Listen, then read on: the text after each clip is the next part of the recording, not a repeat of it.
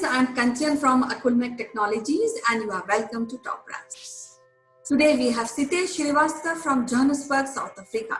And as you know, he has a deep interest in corporate training. He had been training IT professionals, marketing professionals. Sitesh, welcome to Top Brass. Thank you, Kanchan. It is wonderful talking to you. And it's again blissfully a pleasant sunny day, and I'm having my herbal concoction in this winter. Thanks. Let's start. Yes, so Sitesh, we had been talking about change management, and we have also discussed an aspect of critical thinking. So I feel critical thinking is a hard skill like computer training or maybe driving a car. So the wonderful thing about critical thinking is that we can learn anytime and we can upgrade it anytime. And I think critical thinking plays a major portion when it comes to change management. What do you think? Correct. Yes, Kanchan. So for a change management to happen, as we have been discussing for quite some time now, is critical thinking is important because it is the last moment of the outcomes that defines the whole effort, as we were discussing yesterday. So people, the junior rung in the people organization, they work in the tasks mode, and they get in task 1, 2, 3, 4, 5, but they really don't know what is the end goal of this change that is being percolated. So the critical thinking has definitely to come from the senior management or the executive management of the company, but it is also the employees down the line who also need to get to think how in their individual roles they can basically refine it. So for any change management to take place, a critical thinking which always keeps the end goal in the mind needs to always be thought about for each and every action that is being taken. Otherwise, somewhere down the line, somewhere on the way, we will take a diversion and we might not even know. And probably we will know only at the very fag end of it. That's my thinking.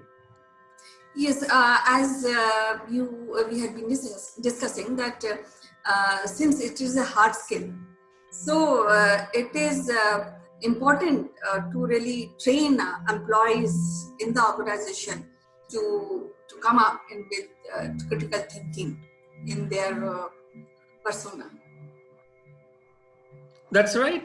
So a key team needs to be defined, which will implement it, and that team will come from all the walks of the organization or all the walks of any institute, and each of those people are enabled to take certain decisions.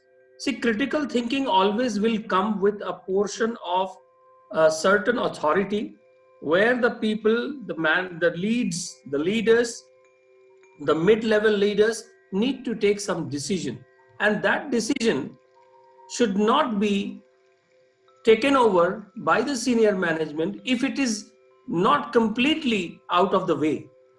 So the middle management need to be enabled to take certain decisions on the critical thinking part, because critical thinking comes with necessary decision making life, and it is part of it, and therefore just by thinking and then waiting for someone else to approve will actually eat up a lot of time.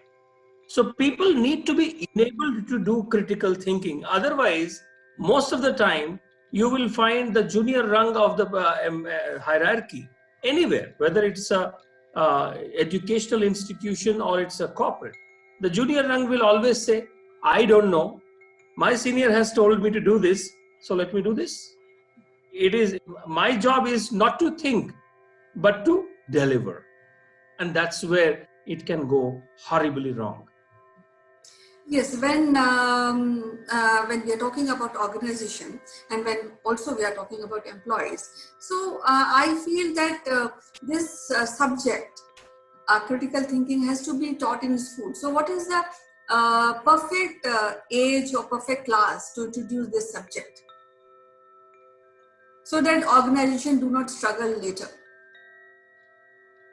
So Kanchan, the impressionable age, there can always be a difference of opinion on the impressionable age of a child when the child is in school. Also, we have to keep in mind that during this pandemic situation, many of the children are doing homeschooling. Now, with the homeschooling and a lack of the physically availability of the school, the critical thinking actually comes to our living rooms. And therefore, I would think that, I don't want to put it on the grade 5 or grade 6, but because the educators in this world will say, no, you don't know the research on that. So therefore, I would suggest is that it has to be a part as early as possible. When I say as early as possible, we discussed in one of the episodes that when the children are in the kindergarten, we give them more symbols and toys to play with. But the moment they come into the formal schooling, we give them more books. So from the toys and symbols, we now give them a whole bunch of books and a bag, which is, we keep saying that the bag is sometimes heavier than the mind itself. And then we give them the pencil boxes and few of those, they have nothing to play with. So the playfulness leads to thinking, and then certain injections of the right kind of a design, right kind of a solution, right kind of a problem gives that thinking and takes it to the critical thinking. We have heard about many children who used to break the toys and see how they were made, and they used to join it back. And we used to always say, this guy will become an engineer. Right?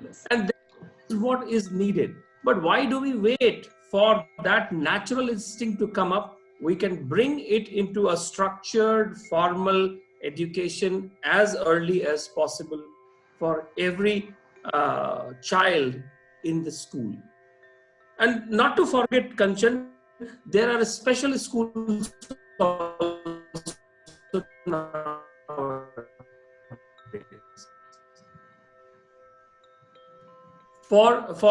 the special children, and those are IQs, and we need to nurture it. We need to harness the potential of their thinking as well.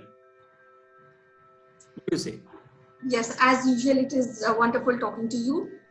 So till tomorrow, see you, take care. I'm closing this wonderful communication. Bye-bye.